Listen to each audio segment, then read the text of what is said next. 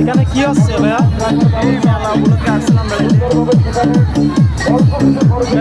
শুধু মেলা আর কিছু হচ্ছে না? মেলায় অনেক হচ্ছে, গান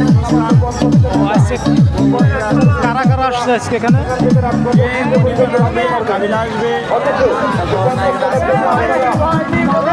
শুনছি নাকি এখানে মিশা সওদাগর আসবে। তাই কালকে